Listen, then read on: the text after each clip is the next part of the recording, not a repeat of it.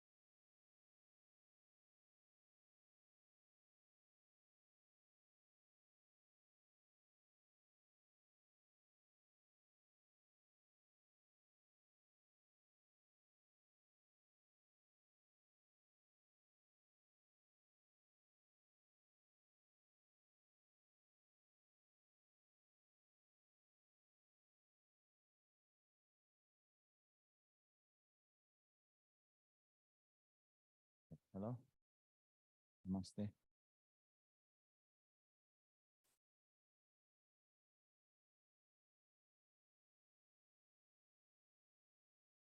Okay. So good morning, everyone. I wanted to. Hmm, I wanted to, yeah, thank all of the people on Zoom for being punctual. The little bit empty Gumpa this morning as well. Although I hope, better late than never. In any case, day 3, last day, 2 more sessions, and we have a bit of material to cover. So let's just refresh our motivation, thinking again that really the purpose of our life is to be of benefit to others. And so, in order to benefit others in the best way, then wouldn't it be great if we could first actualize our highest potential?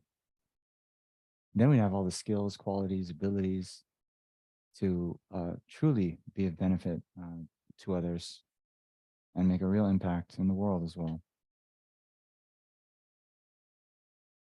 So, that attainment of our highest potential, that's just what we call enlightenment. That's what that is. Nothing particularly mystical.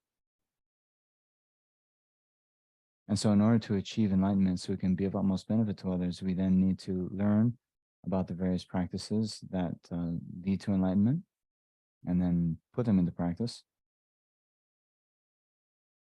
And for that reason, we're going to engage in this lecture here today, maybe some meditation as well. Okay.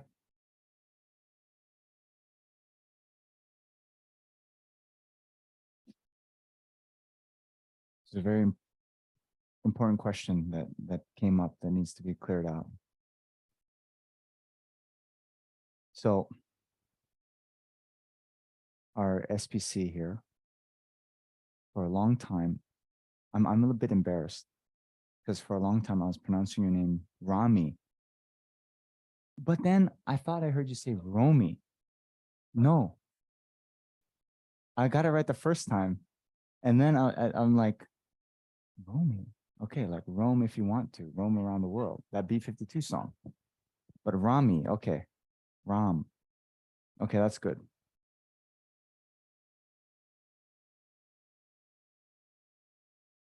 It's my island accent.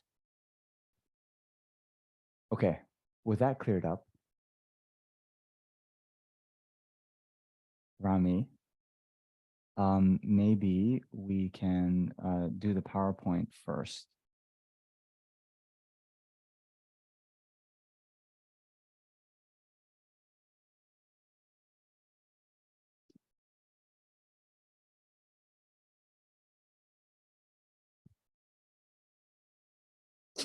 There's one thing very problematic with the English language, when you write it out, isn't it difficult? The it's not phonetic, right? So what you see isn't always apparent how to pronounce it, you know? Bomb, womb, all these things.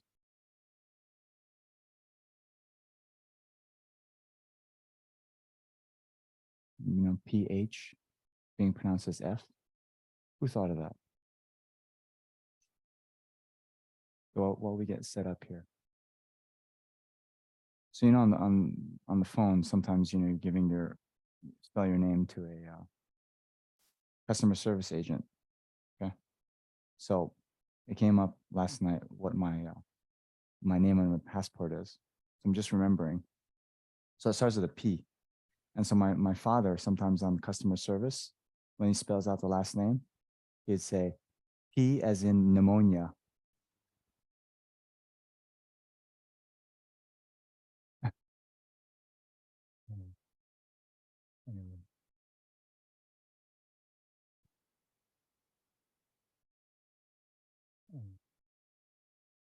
But now you see many of the customer service agents, they're not native English speakers, right?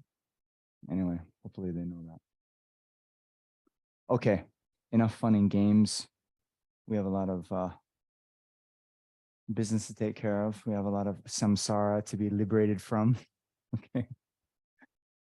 So anyway, we're starting again, always bringing it back to the outlines to let us know where we are. And so here we're jumping back LRCM, Lamrim Chenmo. Okay. So these were the outlines from Lamrim Chenmo. And so when we talk about the training the mind in the path shared with a person of medium capacity, right? So just to review, what are we talking about with a path shared with a person of medium capacity? Who's doing the sharing? A full-fledged person of medium capacity and a person of great capacity, right? So even the person of great capacity who's motivated by bodhicitta, the wish to achieve enlightenment for the benefit of all sentient beings, they're going to engage in these trainings. So then there's the mental training, identifying the mind intent on liberation, right? And what is that? Then this first liberation from what? Liberation from samsara. Samsara, the uncontrolled process of rebirth due to karma and afflictions.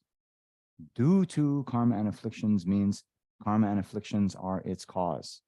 To be free from the effect, you have to get rid of the cause. So then, seeing the faults of samsara, then wanting to be free of all of that, as well as its causes, mind intent on liberation. So then to actually do that, we need to reflect on suffering and its origin. So here, in general, there's two ways to do that. There's the reflection through the Four Noble Truths, which is what we've done up until now. Well, when we say Four Noble Truths, really it's the first two that need to be abandoned, the truth of suffering and the truth of the cause of suffering.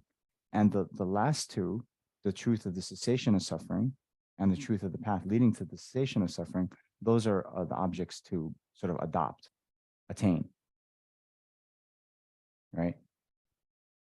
So, recognize you're sick, and recognize the cause, and then, get healthy and uh, follow the course of medicine to become healthy, right?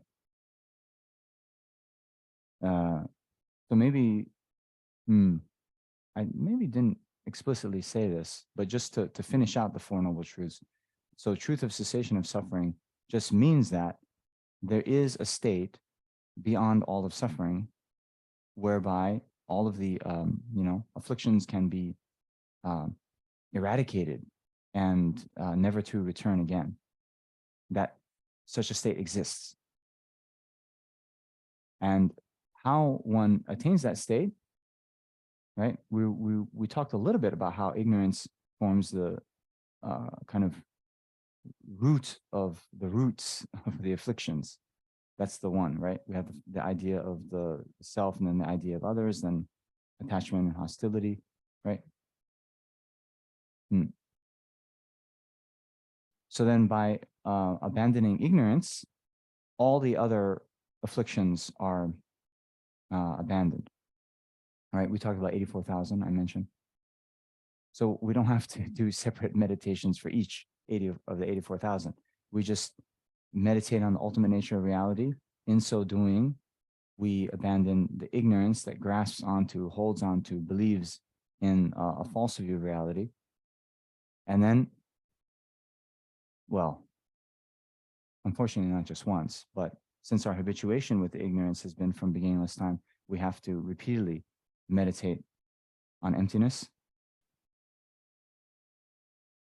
And then eventually we'll abandon all of the afflictions as well as their seeds, the potential for them to arise again in the future. Okay?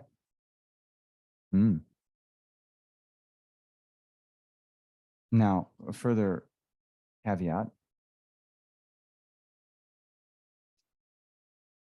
So this ultimate nature of reality is what we call a hidden phenomena. So in general, there are three categories of phenomena. Manifest phenomena, these are the things we can see, all the sense objects. Then there's hidden phenomena, and hidden phenomena are ones that when we realize for the first time, us ordinary beings, right, we realize it through reasoning. Okay. So one very famous reasoning in the logic text is maybe, yeah, on a faraway mountain pass, we see smoke, right? We don't see fire, but we see smoke. But we can realize fire even though we don't see it with our eyes. We realize it through a process of reasoning. We know there's a causal relationship between smoke and fire, and therefore, wherever there is smoke, there's fire. Okay? The fire itself isn't realized by the sense consciousness directly, it's realized through reasoning based on something we can see. Okay. So, subtle impermanence, the fact that whatever phenomena are momentarily disintegrating, right? It's not really manifest. We can't see that. When we look at the flower, oh, by the way, the same flower as yesterday? No, it's not the same flower as yesterday. So here again, okay, here again, see, got to be very careful, right? With the conventional reality and ultimate reality. So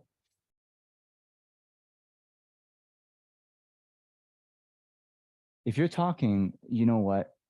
It's not the same flower because subtle impermanence, it's been changing moment by moment. Maybe, there's been some subtle, oh, this has turned a bit brown now, whatever, right? So it's a different flower. And you talk like that?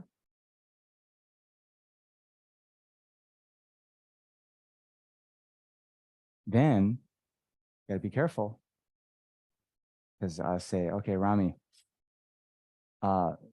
I gotta go out shopping. Can you lend me $100? Right? I go out shopping. I come back. Hey, Namjong, can you pay me back? Oh, sorry. The Namjong who borrowed the $100 from you has disintegrated. I look kind of like him, but that one's gone. Subtle impermanence. Sorry, right? So remember, the cab driver, the Uber driver, whatever you do, untrained in philosophy, we have to maintain this conventional reality. But it is true, in one sense, yeah, this flower is different. There probably has been moment by moment some changes, but these aren't readily manifest to us, right?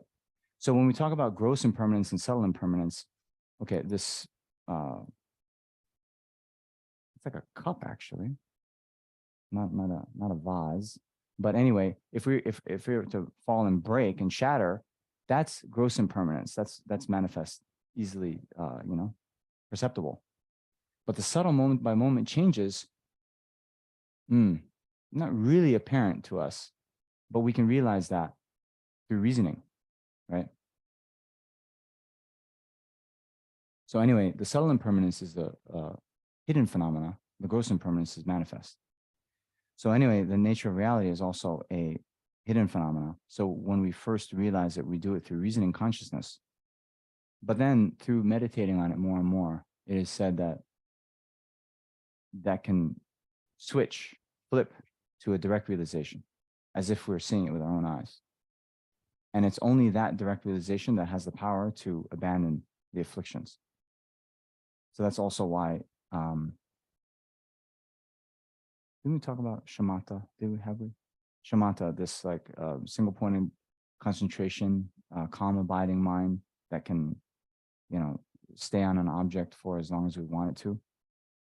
So then once we, like we were meditating on the breath, in general, you can attain shamatha in relation to the breath.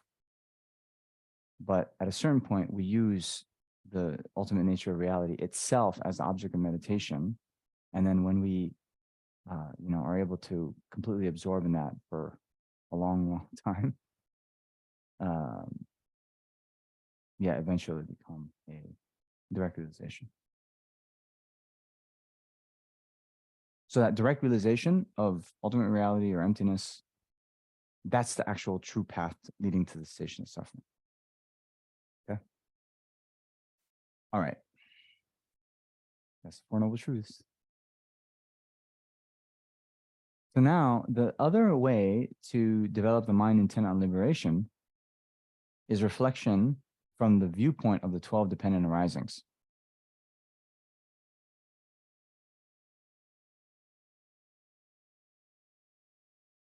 So first is a division into 12 factors, and then they classify the factors in different ways, and then talk about the number of lifetimes required to complete all 12 factors, and summarizing their significance.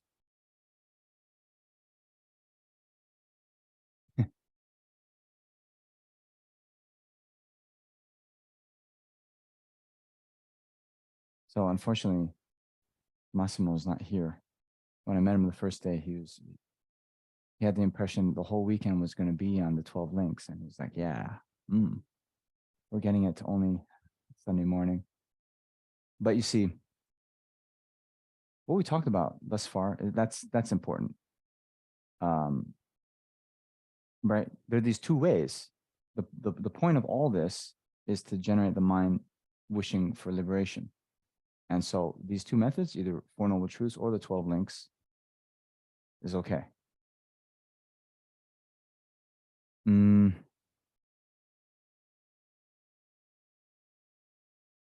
Actually, it said that this teaching on the 12 links is for the sharp faculty disciples.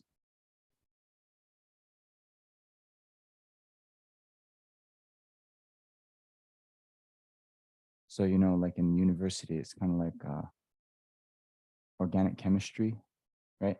They say it weeds out the people who, want to be doctors. They give them the hard course. So all that, what we've done thus far in the Four Noble Truths, you see now, not that many people are left. So that shows who's the sharp faculty one.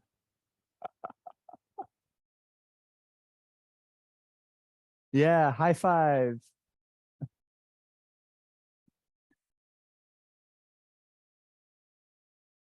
Is Anna here? Is she on there? Ale, okay. Yeah, Anna's looking more golden today.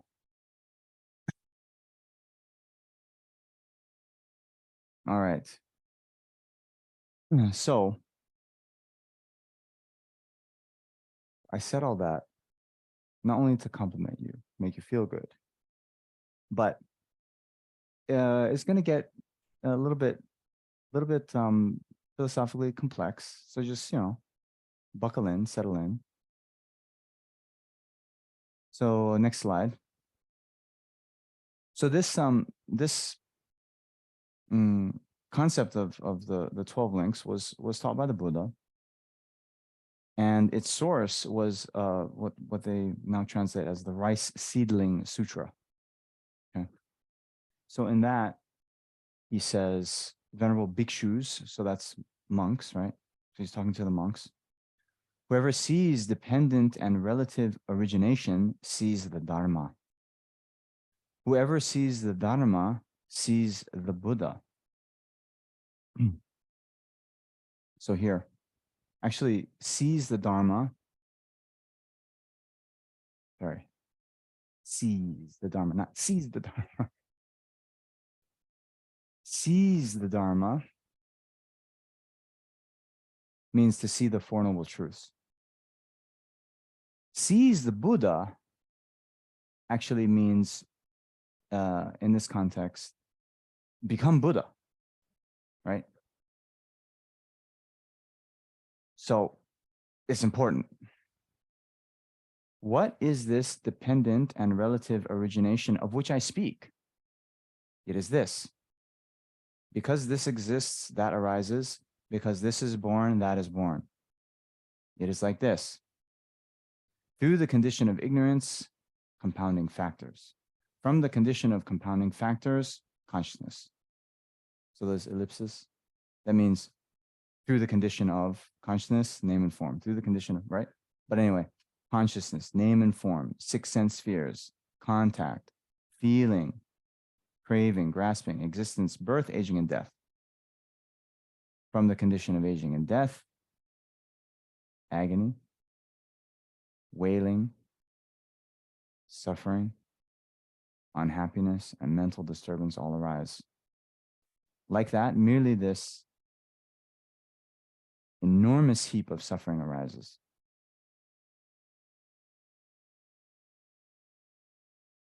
Hmm. Hmm.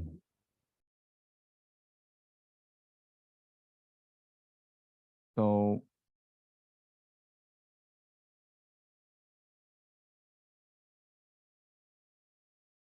I'm reminded of a quotation by Nagarjuna.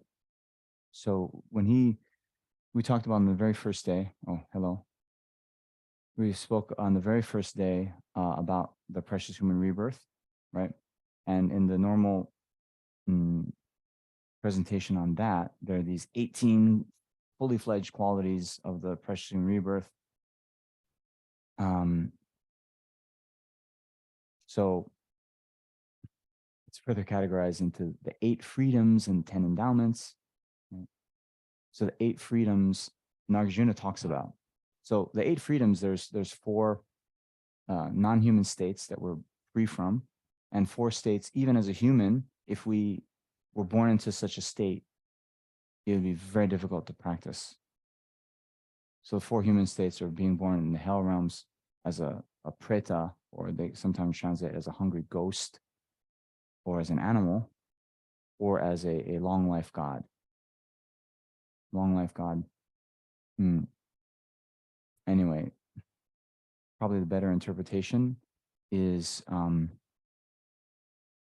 there's some, remember I was talking the deep, like a coma-like state, right, that you can attain through meditation. And then many people mistake that for being liberated.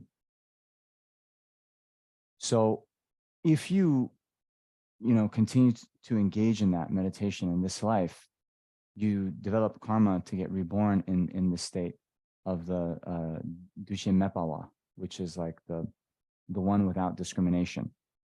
So at the time when they're reborn, they have the thought, I'm reborn. And then for a long time, they're in that coma-like state. And then right before they die, they think, I'm going to die. So since they're in that coma-like state for a long time, they're not making any progress along the path. They have a very long life. And so that is actually, from the perspective of gaining liberation or enlightenment, that's not a good place to be. Okay? All right. And then there's 4 states, even as a human. So being born in a time when the Buddha's teachings don't exist, right? Having sort of imperfect faculties like, you know, mm, like severe, mental limitations or problems where you can't understand the teachings. Or even if you're born in a world where the Buddha lives, to be born in a country where the teachings haven't spread. And then last one, we talked about yesterday with the wrong view, right? To deny that the liberation or enlightenment exists, the Four Noble Truths exist, this, that, right? So even as a human, even the Buddhist teachings exist, but if you're like, it's a bunch of hogwash, you won't practice, you won't gain liberation. Anyway, Nagarjuna, in his text, The Friendly Letter, he lists those 8 and says, now that you've had, freedom from these, strive to end birth. Interesting to me.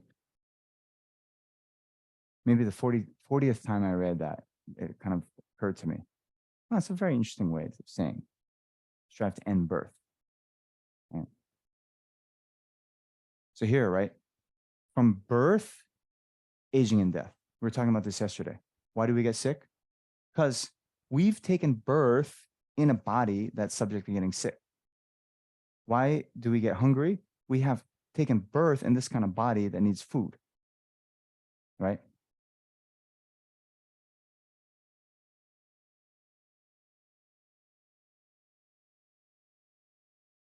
So strive to end birth. This is also opposed to, so kind of,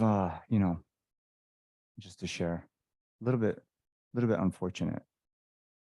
But one of my good friends from Hawaii, very intelligent. But you see, actually, when we talk about philosophy and we're talking about suffering, he's on board. Totally. He's like, yeah.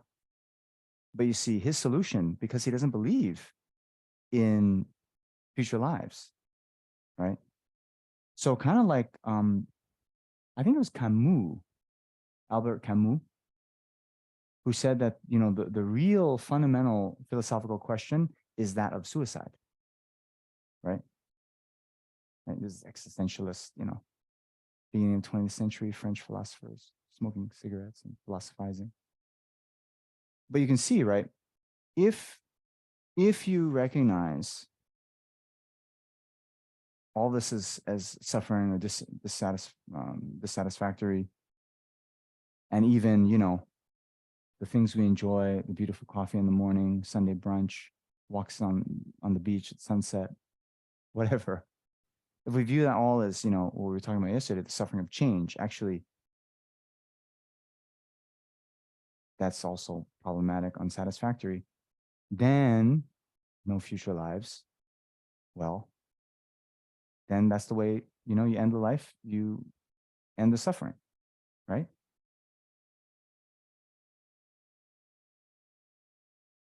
So here the Buddha is saying, well, because of that, even you end this life, you're going to take rebirth.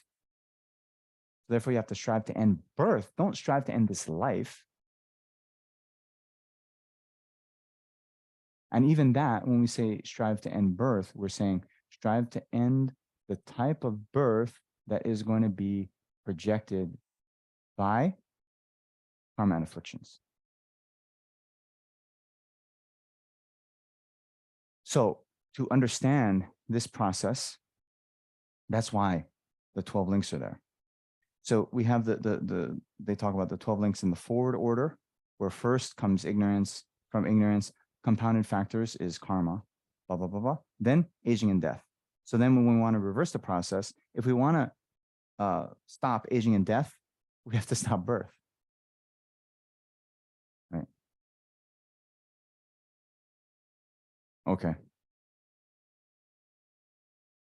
So now, yeah.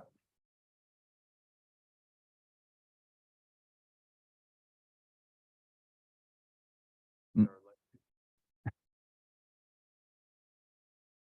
yes. Yes. Okay. So the question was, what about the rebirth of enlightened beings? Okay. So all right. There's actually several ways one can take rebirth. So what we're about to get into is the way that beings in samsara take rebirth. But like, hey, let's already go for the goal, right? So okay.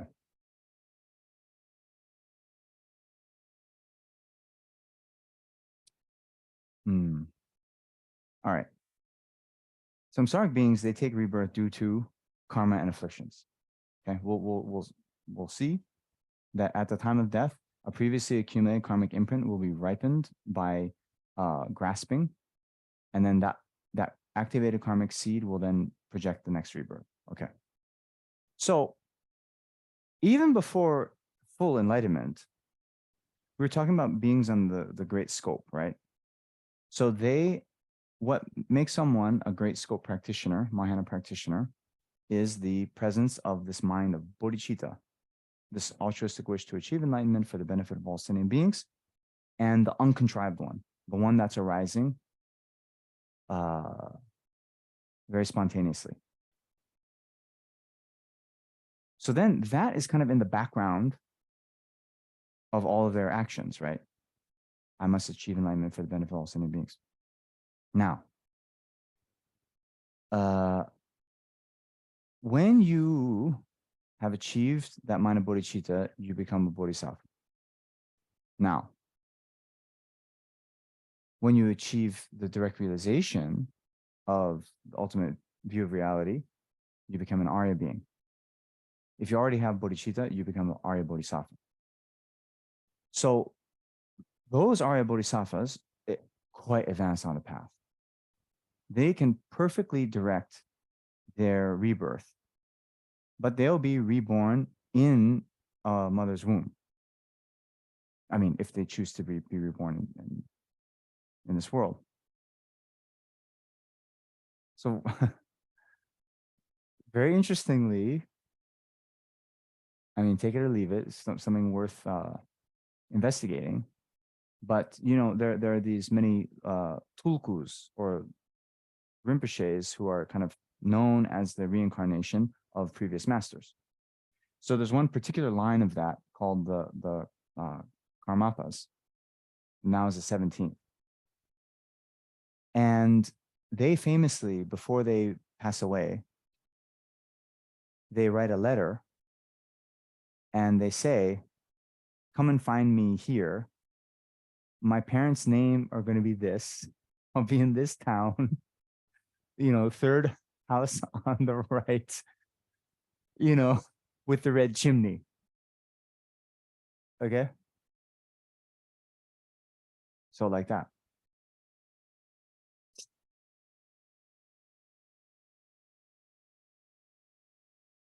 Now, for enlightened being, Buddha, see, it's in the Mahayana context, then it is said that they can spontaneously manifest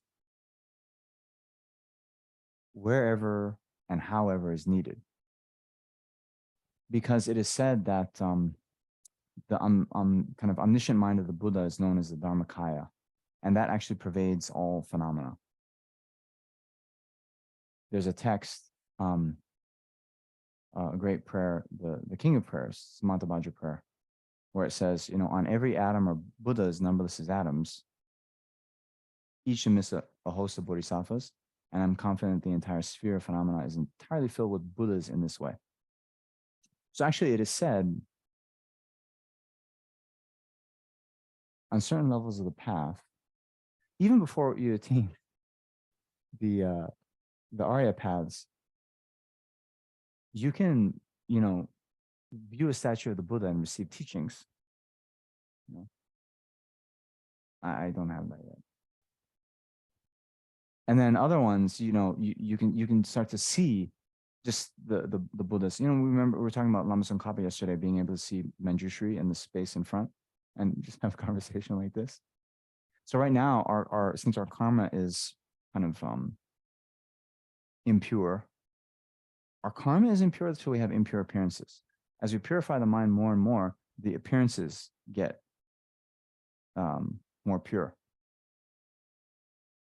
So it is even said that there's a great yogi in Tibet, Milarepa, and it was said that he attained enlightenment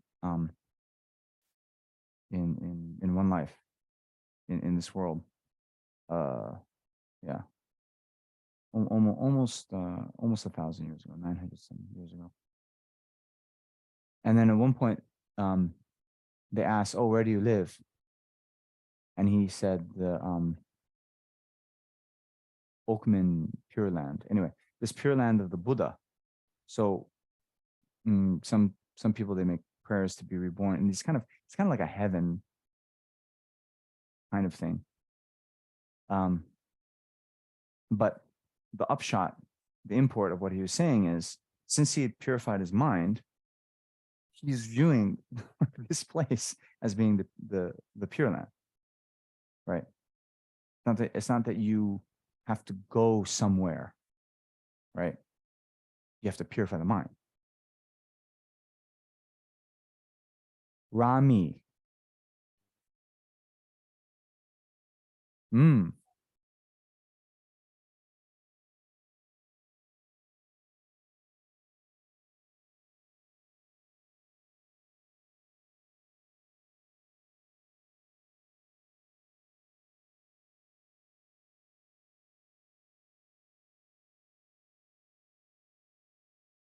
Yep.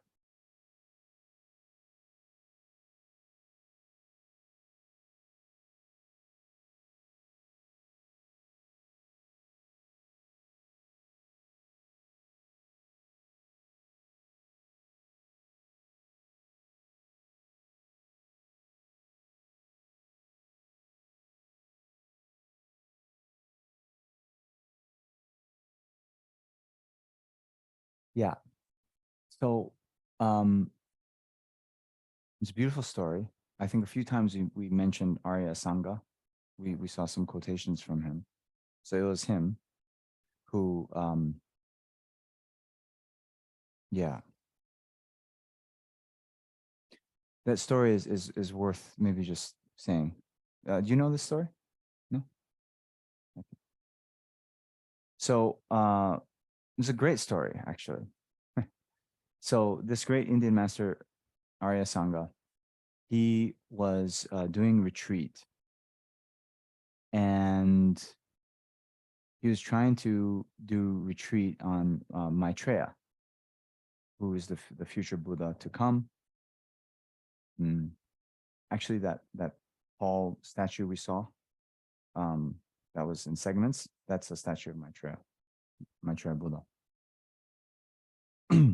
So Maitreya Buddha also composed some commentaries. He appeared in the retinue as a disciple of the historical Buddha, and he wrote some commentaries on the Perfection of Wisdom Sutras. Anyway, Arya Sangha was studying those sutras, studying the commentaries, was having a lot of trouble. So he went into retreat. And after 3 years, no realization. So he gets, frustrated and give up. 3 years. Can't believe it. No realization. So he leaves. And then as he leaves the cave, he sees someone with like a pile of needles and like an iron block and like a silk cloth, rubbing it like this. And he's like, "Hey, what are you doing?"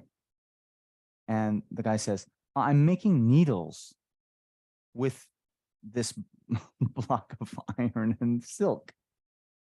He sees like all the needles there. He's like, "What the heck? Oh, okay.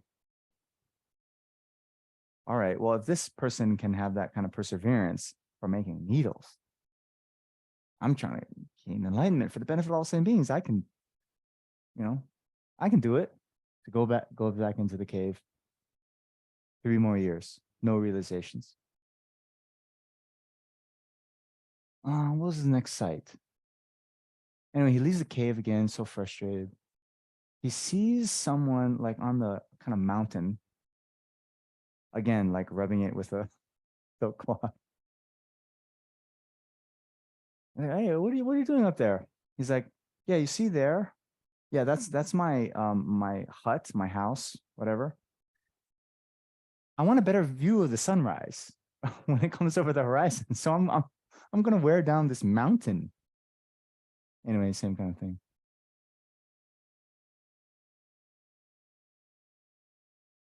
3 more years pass, no realization. Forget what he sees, but maybe it just was this, not as. I mean, this is another story. Anyway, he saw there was a part in his cave where the rocks had become so smooth, right? What's that? And then he saw there's pigeons. They were flying into a hole. Everything else is so jagged, but at one point, just from the feathers, when they were trying to go into the hole, it wore everything smooth. So he's like, okay, 3 more years.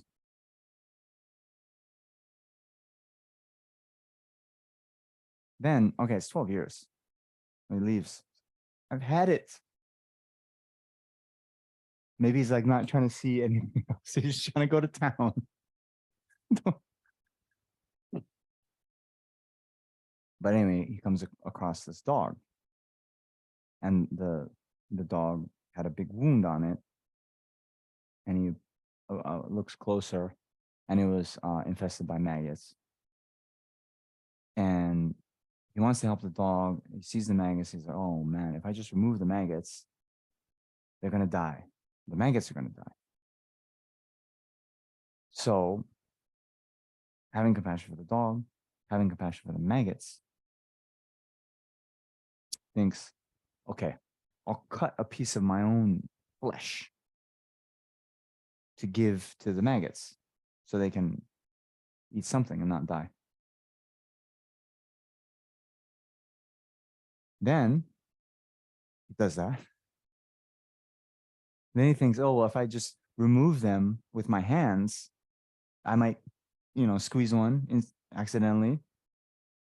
So he says, "Okay, well, oh yeah, okay, my tongue, that's soft." So he's goes to the dog and like this to start to transfer. Then Maitreya Buddha appears in that place. So then the story goes, can you imagine? Hey, I'm paraphrasing. Where were you? I've been meditating on you 12 years. You, you're omniscient, right? You knew I was meditating on you. Well, where have you been?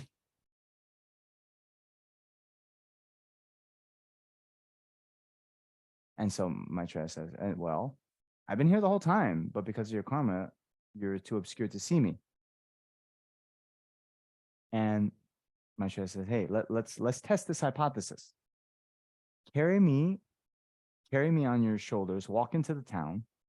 Or okay, sorry, maybe let's walk to the town first, not carry the whole way. It could be several kilometers.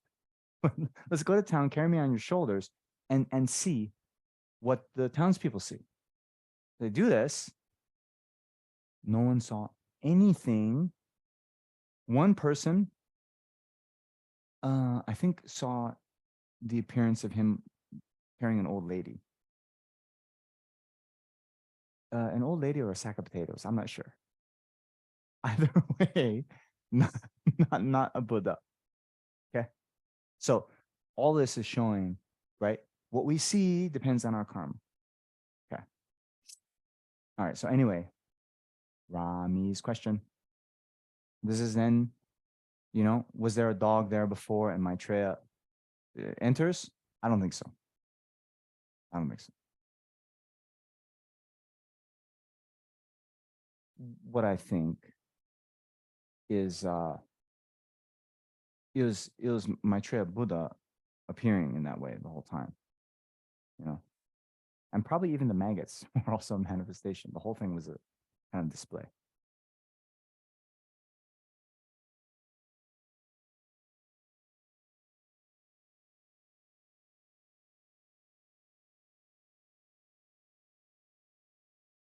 Sorry, is it possible to happen the other way, and that which is?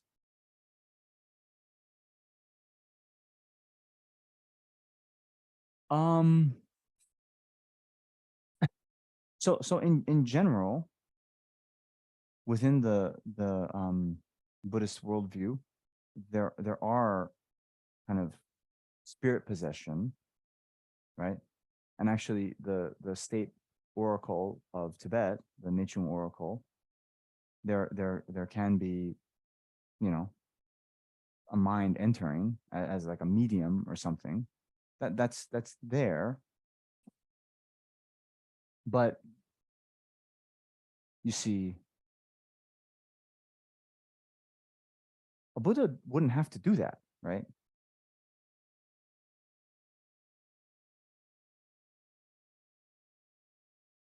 So I don't hear about, but I'm not sure.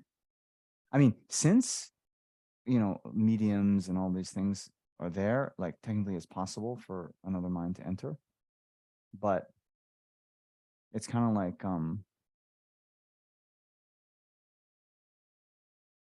yeah,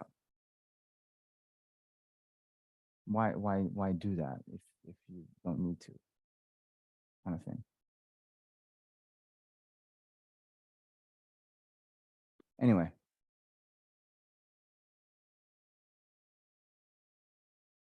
so maybe next slide. Anyway, these are the 12 interdependent links. What I thought we could do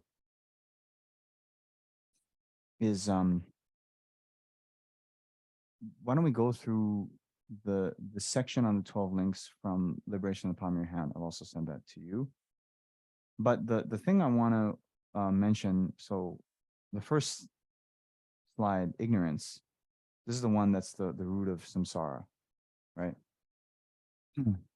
We've kind of mentioned it several times, we've danced around it, but maybe next slide, I want to give a little bit more precise sense of it.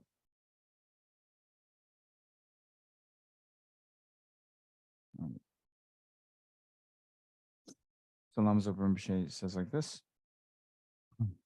First, there is the thought that simply labels I upon the aggregates. All right. So let's pause here. Simply labels, merely labels. Okay. In other contexts, Rinpoche has a very good thought experiment for us. And yeah, in some beginners courses, I do this in a more elaborate way. But let's just recall learning an alphabet. Okay. So what you can do, right? You have a letter. Sorry, I won't say letter, but one line like this, one line like that, one line like this. Okay. All right. When we see that,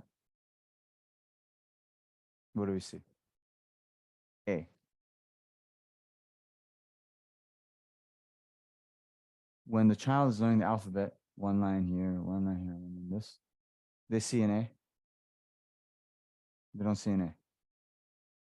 Then, teacher, parent, whoever, this is A. These three lines in this configuration, that's A. Okay. So that's what it means to merely label. Okay. There's nothing from the side of those three lines that had to be called an A, right? It's just label. Okay. So then there is the appearance of this I to exist from its own side. So now, although it's been merely labeled, when we get more kind of fluent in recognizing the letters in the alphabet, it just appears A. No, kind of forget this labeling. When I was learning the Tibetan alphabet, then, you get the flashcards and there's 30 letters. And then sometimes it's like, okay, the first ones you get good. And then, oh, what is this one? Right? So you're not quite there. So at that point, it's not that immediate. That's Ga. Right? All right. So as soon as the thought believes in this appearance to be real, that thought becomes ignorance. So this kind of forgetting this merely labeled aspect, but then here we say object appearing from its own side. Like there's the A coming from the side of the page. This is a wrong conception because the object does not exist in reality. Well, you just have to be a little bit careful. Remember the two levels of truth. So the object as it appears doesn't exist in reality.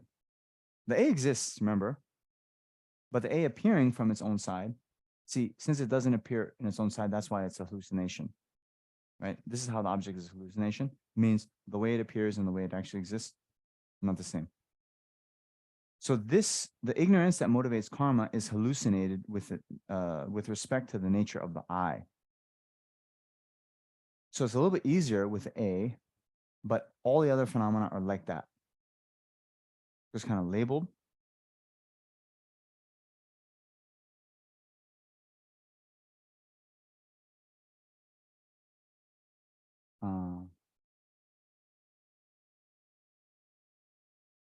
Anna, do I remember your name is Lacroix?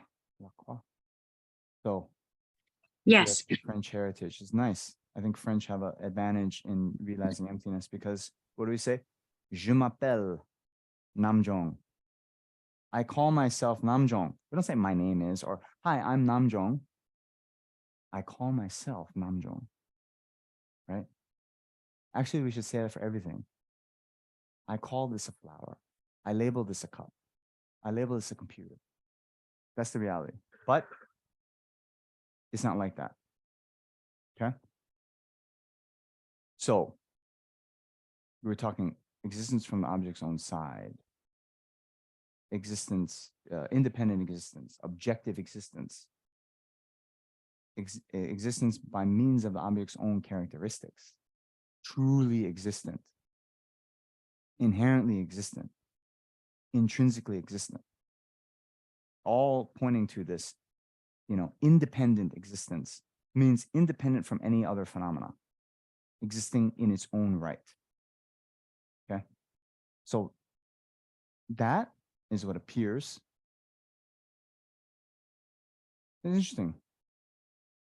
Actually, it is said that for everyone who's not a Buddha, everything appears to us as being existent from its own side, truly existent. They say even the ones who are not yet Buddha, they realize emptiness directly in their meditation. But when they arise from their meditation, their appearance is just like what we have. But they give this a kind of analogy. Apparently, in ancient India, there would be magicians who would get little sticks or pebbles, put it on the table, have some kind of medicinal powder, throw it in the air. I don't know, maybe blow a mantra. And then everyone in the audience sees an elephant on the table or a horse. Okay. So the magician himself, his eyes have been affected by the powder and the mantra. So he also has the appearance. So people in the audience, wow, it's a horse. Amazing. How did he do that? The magician also appearance of the horse or elephant, but not believing, knows. Then, like some of you, those who come in late, your eyes haven't been affected by the second time he's left.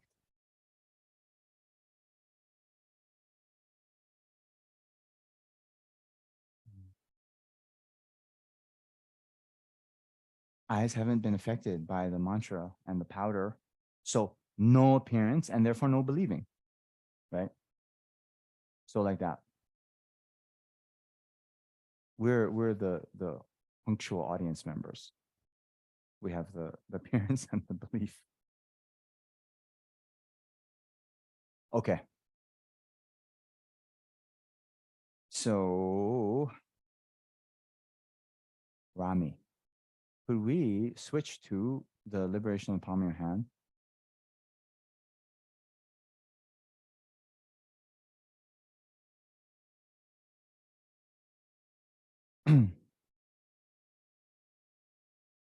All right.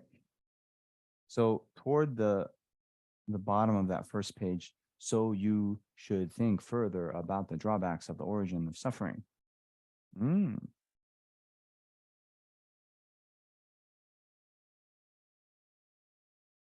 okay.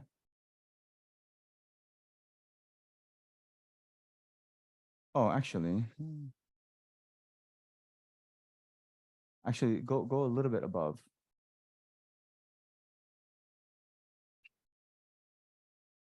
The above brief version of the way to think about the entry to samsara, that is the source of suffering, is sufficient.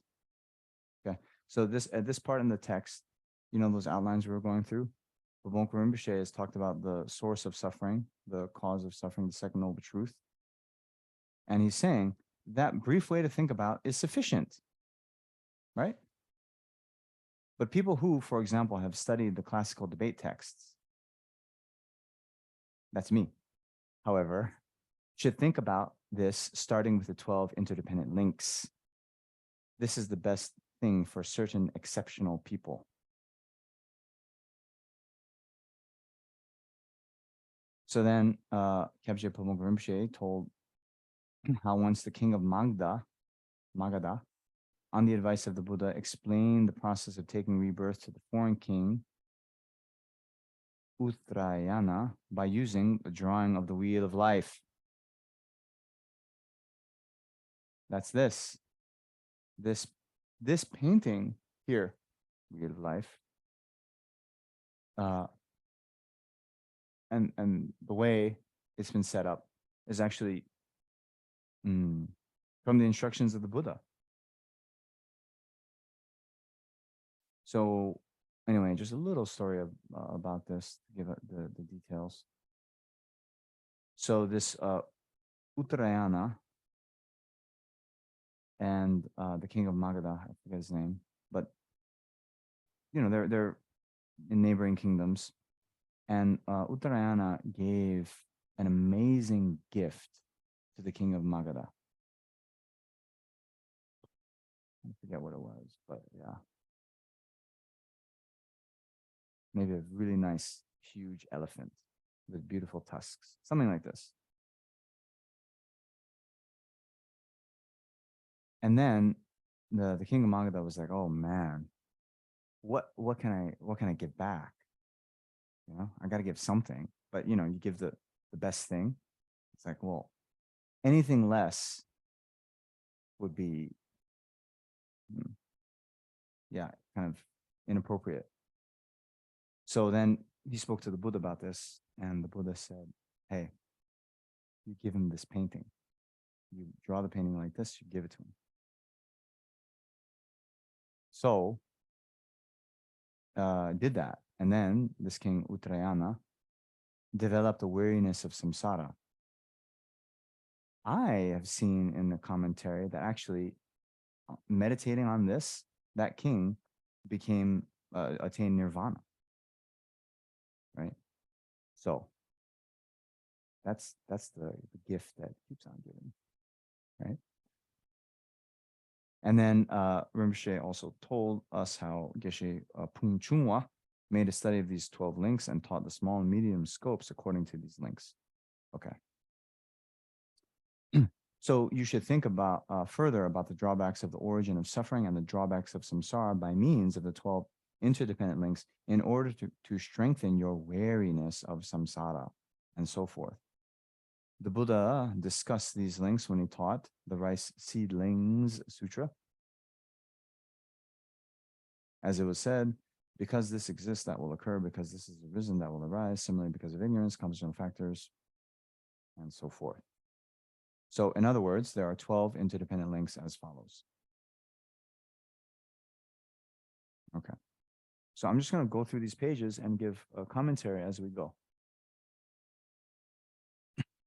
So ignorance, this is the root of our going around in samsara. We are ignorant of how to apprehend selflessness with our wisdom. So we were talking about ignorance as projecting objective sense of reality above and beyond what's there. Okay. So that one is the self.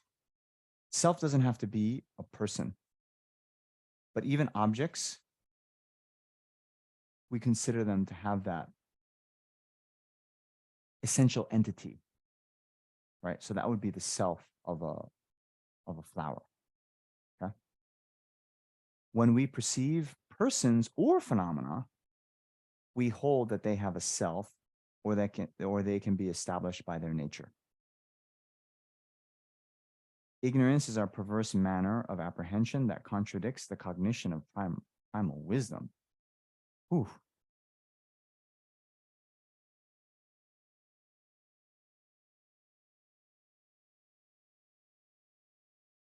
This is what we were saying. We talked about yesterday. So there's another text by Vasubandhu who says that ignorance is like animosity and falsehood. You'll see that in the Lamrim Chenmo. So how? Animosity is like active disliking of someone.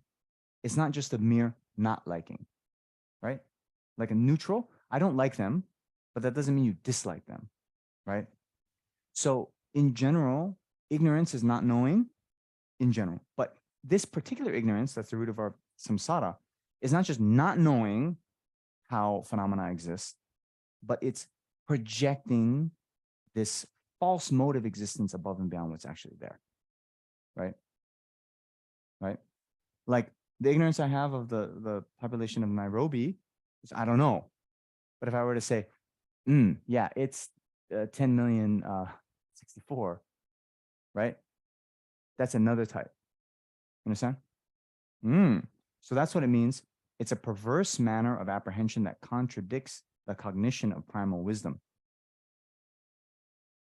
This is like being benighted and blind. There are two forms of ignorance: ignorance of cause and effect, right? That from our negative actions come suffering, and of suchness. Suchness is the fact that objects don't exist from their own side.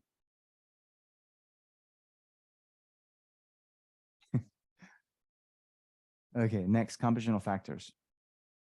Ignorance motivates the compositional factors as if this were its job. It's a very kind of modern slang way. I'm not sure when this is translated. Like it's my job.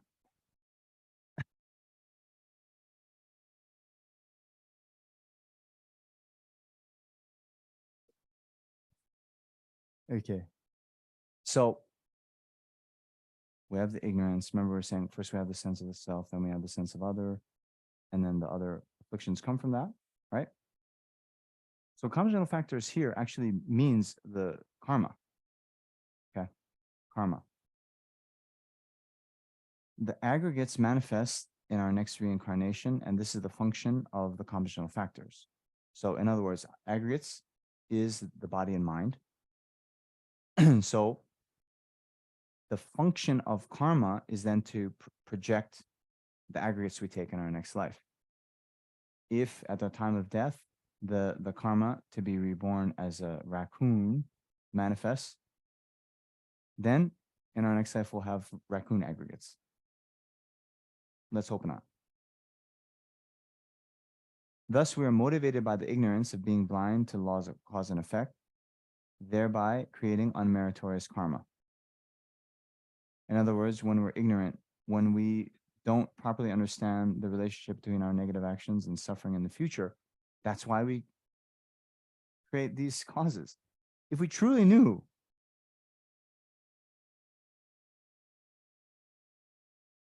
what results our actions would have, we would be very, very, very precise in our behavior. Right now, we're just like, yeah, karma. Mm, yeah, maybe. Or we think, yeah, I'll just recite some Vajrasattva later. No problem.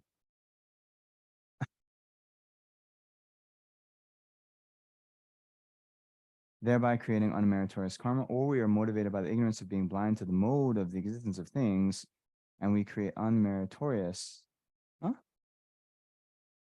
No, I think it's meritorious, right? Meritorious or immutable karma, right? Because we have these two types of ignorance. Okay. So that's the thing, right? If we, for example, like a fully fledged small scope practitioner, they want good rebirth in the next life, but they have the sense that the truly existent I am going to experience truly existent wealth in my future life. Therefore, I'm going to engage in the practice of generosity. That's meritorious. They get a good result from that, but it's still in samsara. So immutable karma, you guys know? Immutable karma, immutable means kind of unchanging, right? All right. So let's first talk about mutable karma. If we practice generosity, that will lead to some experience of resources in the future. But that experience of resources can be either in a higher realm, like a human having wealth, or it can be experienced in the lower realm. So, like my roommate in New York, his girlfriend had this little dog and bought this like cashmere sweater that was $800. Little sweater. So, how, as a dog, are you enjoying an $800 sweater? By practicing generosity in the past life. But that practice of generosity, since it can be experienced in any kind of realm, it's mutable karma. Right? Now, remember our meditator who goes into the coma-like state? That those form and formless realm concentrations create particular karma that can only be ripened and experienced at that level of concentration. So that's immutable karma. So all these types of karma, meritorious, unmeritorious, or immutable, are compositional factors. Next, we have consciousness. This refers to two consciousnesses: the consciousness at the time of cause and the consciousness at the time of the result. The first type is the consciousness immediately after the instinct or latency of the compositional factor, that is, the karma, has been imprinted. What does that mean? This karma or this karmic action is going to deposit a seed, instinct or latency, on the consciousness, right? That's what that means. So then the seed of that consciousness is kind of stored. Sorry. The seed of the karma is stored on the consciousness. And then it's that consciousness that proceeds from life to life. So the second type, this is the consciousness at the time of the result, is the consciousness immediately after conception into that next reincarnation. Okay. So yeah, for auspiciousness, let's not talk about raccoons anymore. But let's say we with a good motivation, accumulate karma to be reborn as a human again in our next life. So when we do that virtuous action in this life, the consciousness that the karmic imprint will be stored on, deposited on, is the consciousness at the time of the cause. And then in our next life, again reborn as a human, that's the consciousness at the time of the result. Okay. Oh, so here, Bhumika Rinpoche has an illustration. Suppose that, motivated by ignorance, you take a life. See, I'm trying to be positive here.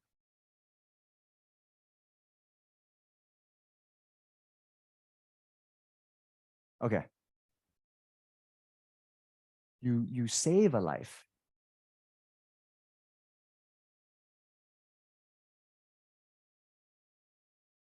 By the way, I'm reminded, I'm trying to spread something a little bit.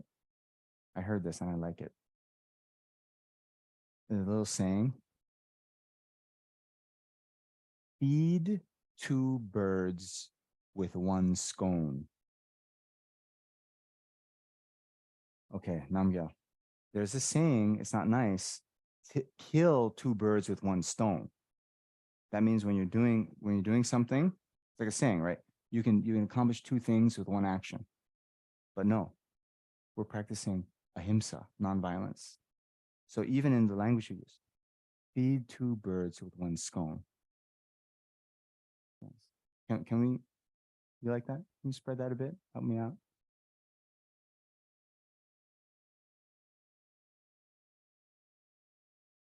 My older brother, who's kind of a big meat eater, actually, I said that to him. He actually liked it. He liked it. Still eats meat, but he liked the saying.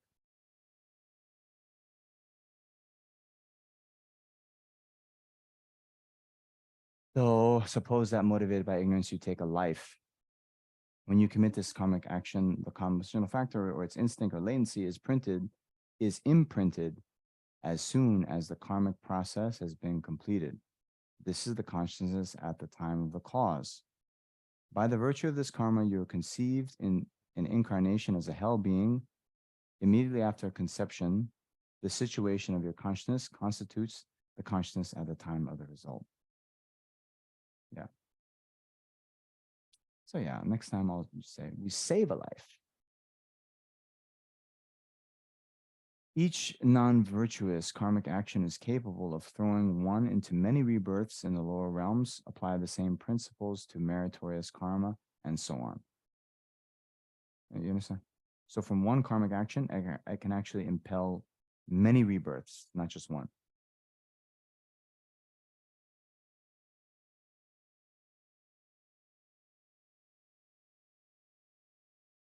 There's the famous story. Uh, so one person, one monk, disciple of the Buddha, who would attain nirvana. Um, Another monk said, like, you look like a monkey, or you're jumping around like a monkey. Anyway, called him a monkey. So that person was then reborn as a monkey 500 times. Now, part of that was because the person he kind of criticized or called names, name called, was a exalted being, one who attained nirvana.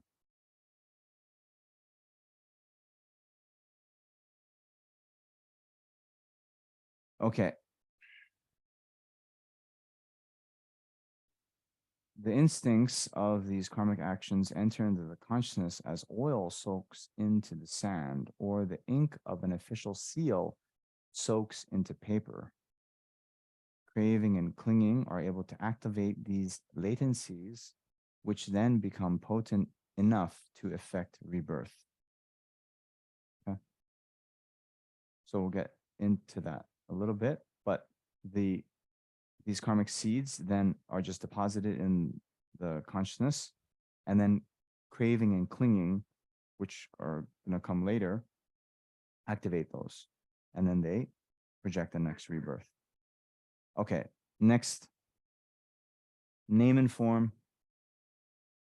In the case of rebirth from a womb, the name link is the four aggregates of feeling, recognition, compositional factors, and consciousness. So, oh, Song. Okay, little scroll up. Huh?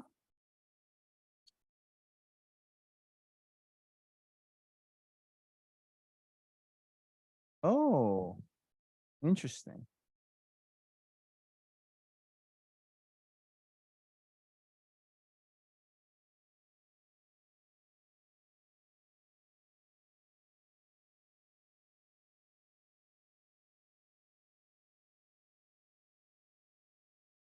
Keomare.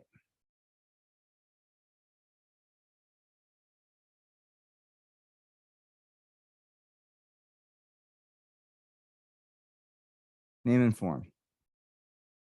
In the case of rebirth from a womb, the name link is the four aggregates: feeling, recognition, compositional factors, and consciousness. Talked about the five aggregates, right? So the form aggregate, and then that's the form. The name is the other four aggregates. Okay? The form is form. Name is the other four. The form link is the blood and sperm in the first stage of development, etc., into which the consciousness has been placed. Such links, where they apply, are called the link of name or of form. So, okay, what this is saying, the name and form just refer to, in the case of rebirth from a womb, the fertilized egg when the consciousness has entered it. Okay? This is actually simultaneous with birth. Okay? Now, we did speak a little bit about the formless realm, where beings don't take a physical body. So they just have the name.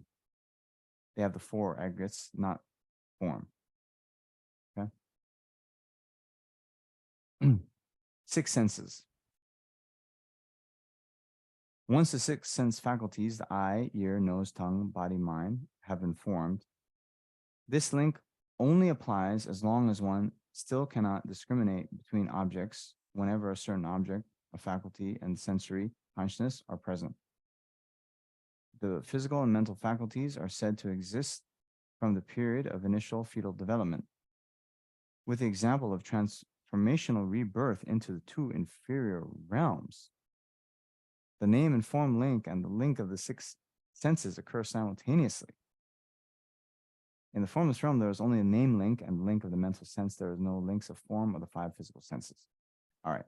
So what this means in the womb, as the fetus continues to develop, at some point, the kind of these eye, ears, these faculties are getting a little bit developed, but they still can't discriminate between the objects. So these are the six senses, right? That's what that means. It's just a a, uh, a period in the womb of development of the fetus. Now, contact, once the previous link has been formed, then when it has the ability, right? So for the object, the faculty and the sense consciousness are present and interact, touch, then one can discriminate between pleasant, unpleasant, and neutral. This is the contact link. Okay. Then the contact link serves as the condition for the development of one of the three types of feeling: happiness, suffering, or equanimity. For example, we develop happy feelings on meeting with a pleasant object. This is what we were talking about yesterday. The feeling is not, I'm feeling happy in that sense, but it's there. I touch something. Oh, this is, oh, nice. Where'd you get this? So then craving,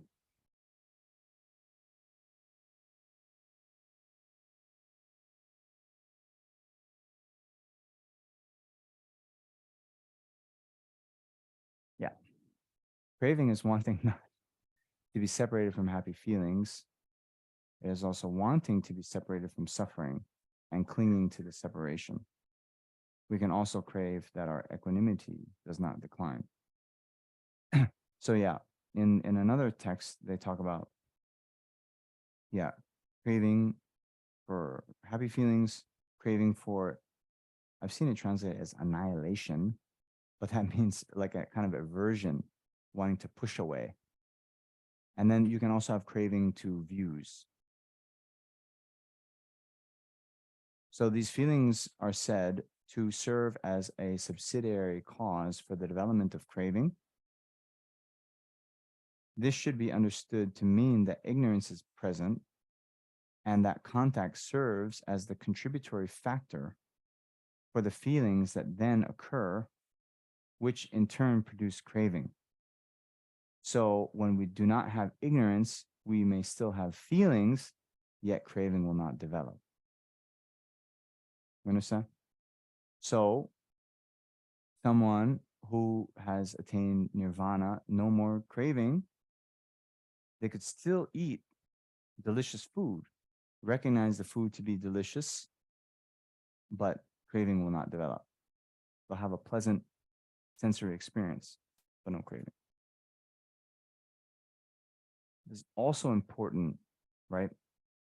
When we were talking about renunciation, it's not just, oh, this food looks delicious. I don't want it. Give me the whatever, sour gruel, right? The renunciation isn't about abandoning the objects. It's abandoning changing the mind. So grasping, our craving increases.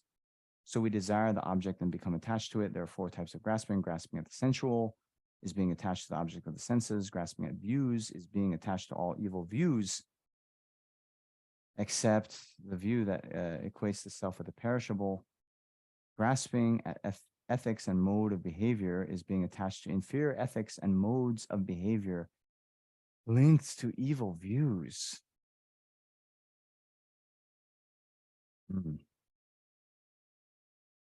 Okay, I don't want to criticize, but it's a little bit clunky, right? A little bit. What does that mean? Inferior ethics, in ancient India, there were some schools of thought that held, okay, so some people got clairvoyance, They saw in their last life they had been reborn as a dog. Now in this life, they see they're a human. So they think, to get rebirth as a human again, I have to act like a dog. So they go around barking. It's true. Or, you know, those you probably see in the movies, lying on a bed of nails, something like this. Or some they meditate, they put four fires around them and they go inside or all this stuff. They think that going through that mortification of the body, they will purify their negative karma and gain liberation. So it's not like that. So holding those inferior ethics, modes of behavior linked to evil views could be also like animal sacrifice, right? We think that a certain god will be pleased if we kill animals, sacrifice animals to them. Then grasping at assertions that there is a self is a fondness for notions of true existence. It is fundamentally a fondness for the view of equating the self with the perishable aggregates. Perishable aggregates. Aggregates, remember, body and mind. Perishing means momentary changing, but we have this notion of this self that's kind of above and beyond that, not perishing, not changing moment by moment, but some self-identity. Okay. So really, in the context of the 12 links, so we have craving, grasping, I've seen referred to more as at our time of death, right? Then the grasping kind of gets more when we see we're about to perish. And then we have craving or grasping at our own existence. We might have grasping for, our loved ones, maybe even our possessions. That one then next one, becoming. In the past, composition factors implanted the instinct of some karmic action into the consciousness. Craving and grasping activate this instinct, which then becomes potent enough to throw one into a body in a future rebirth. So there's a craving. It's really what I've read. Grasping is the one that activates. But in general, we can also have both. Grasping is just a little bit stronger form of the craving. Then rebirth. This link extends just after this activation, when the now potent karma, which will be responsible for our reincarnation, serves as the basis for our being conceived in one of the four types of rebirth until just after our conception into this rebirth. Okay, so four types of rebirth: born from a womb, born from an egg, born from what they say, heat and moisture. So this can be like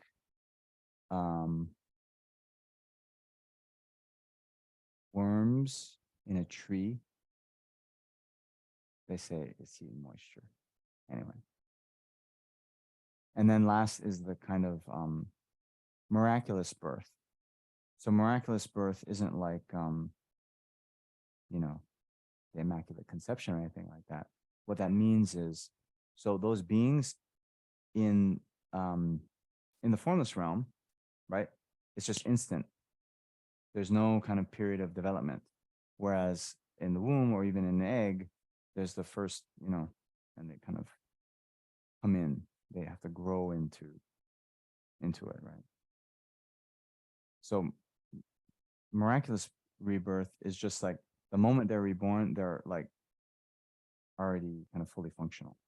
Also, it is said that the beings who are born in the hell realms also, it's a miraculous birth because you'll just be born in the boiling molten copper whatever, cauldron. Anyway. Okay. Aging and death. We receive, where applicable, the links of aging and death in order. Aging is the maturing of the aggregates, the gradual changing of their condition. Death is what we call the destruction of the aggregates or their ceasing to function. Okay. So those are the 12 links. And we have, yeah, come to 10:30. So after a little break, how much more do we have? A few more pages. So that I give it its kind of due, I'll wait till after the break. Is that okay?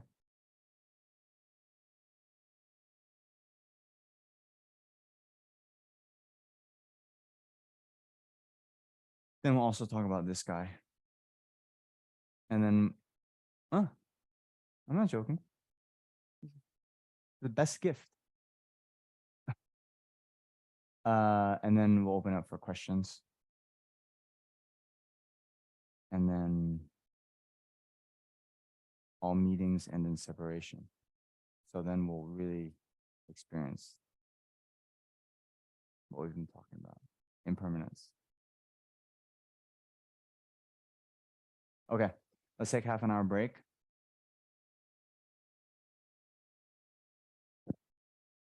Okay. Thank you.